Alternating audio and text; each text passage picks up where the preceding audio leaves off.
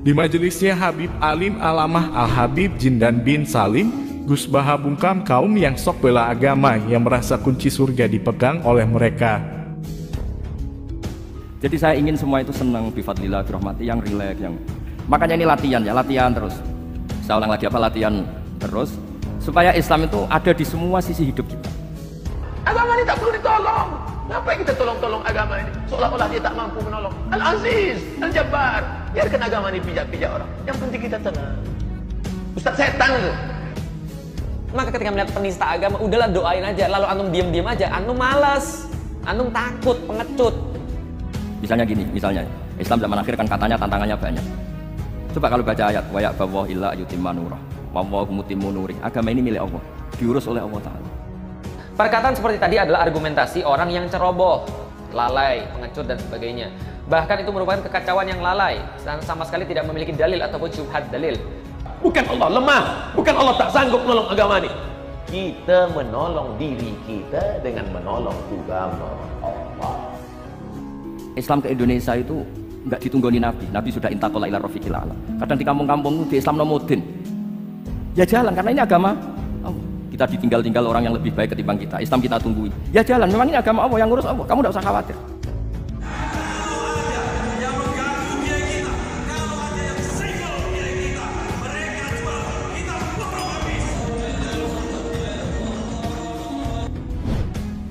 Momen pertemuan dua ulama NU yang alim al-ramah, Gus Baha dan Habib Jindan beberapa waktu lalu memberikan kesan yang begitu menyejukkan bagi umat Islam bangsa Indonesia.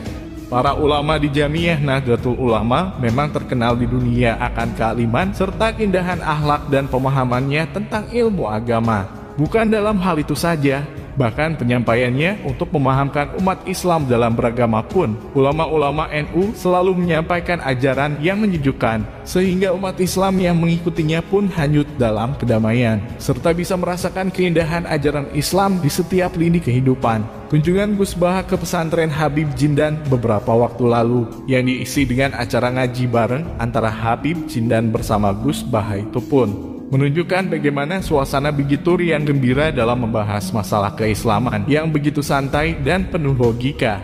Dalam pengajiannya itu, Gus Baha menyampaikan bagaimana agama Islam itu seharusnya dijalani dengan senang dan rileks, sehingga nilai-nilai ajaran Islam itu mudah dijalankan di setiap sisi kehidupan. Secara tidak langsung Gus Baha pun menyentil kelompok-kelompok yang selama ini begitu keras dalam memahami ajaran Islam, sehingga agama Islam nampak begitu garang dan menakutkan di mata pemeluk agama lain yang bukan Islam.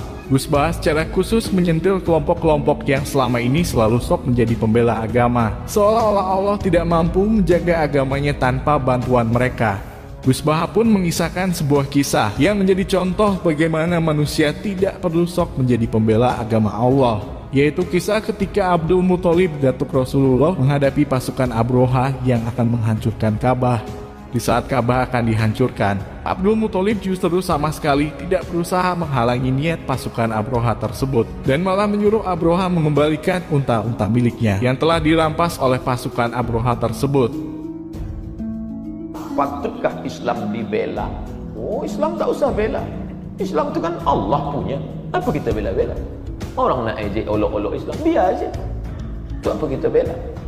Kata orang tak ada otak. Senang kita bukan karena dablek, karena yakin jaminan Allah Subhanahu.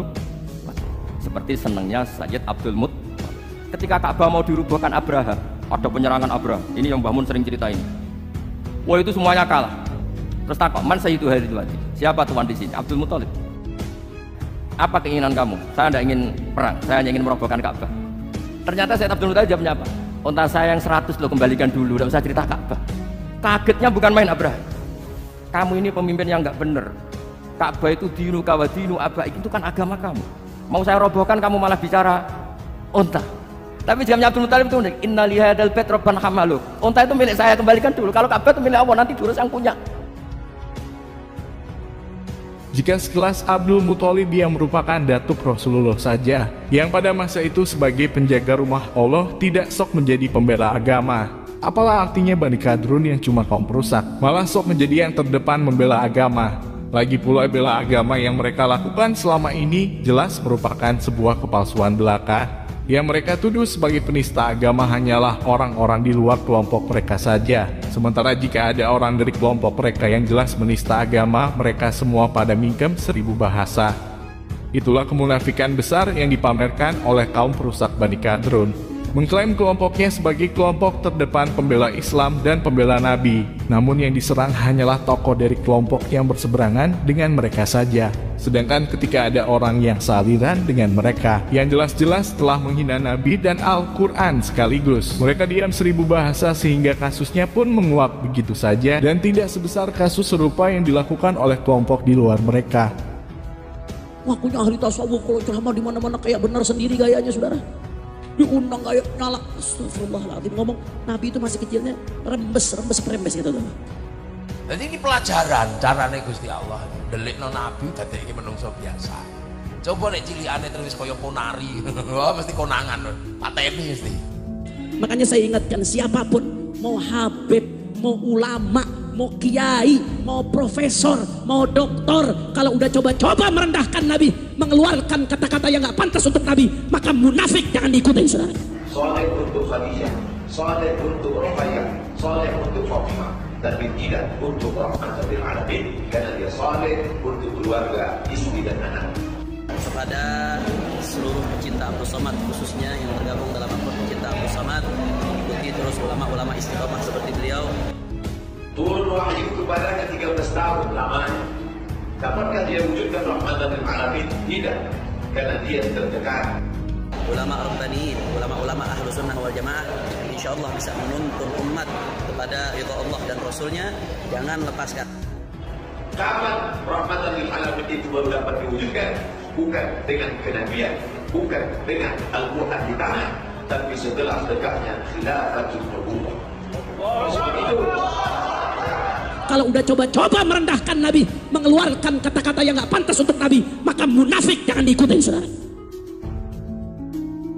Dari sini jelas sudah siapa sesungguhnya yang paling munafik di antara semua. Dusta besar jika selama ini mereka selalu koar-koar membela Islam dan membela Nabi. Jika kenyataannya ada orang dari gerombolan mereka yang menghina Nabi dan Al-Quran sekaligus. Mereka pada mingkem semuanya dan malah menganggap dia sebagai ulama istiqomah yang wajib diikuti oleh semua. Dusta besar jika gerombolan mereka mengklaim yang terdepan membela Islam dan membela Nabi, jika pada kenyataannya yang mereka serang hanya tokoh-tokoh yang berseberangan dengan gerombolan mereka. Namun diam 1000 bahasa ketika ada bagian dari mereka yang menghina baginda Nabi tercinta. Yang dilakukan Abdul Somad adalah berusaha menguatkan narasi tentang harusnya menegakkan khilafah di hadapan pengikutnya. Sampai-sampai demi menguatkan narasinya tersebut, dia tega menuduh Nabi dan Al-Quran sekaligus bahwa Nabi dan Al-Quran tidak mampu mewujudkan rahmatan lil alamin. Yang mampu mewujudkan rahmatan lil alamin menurut Abdul Somad bukanlah kenabian, bukan pula Al-Quran, melainkan yang bisa mewujudkan rahmatan lil alamin adalah khilafah menurut versinya dia.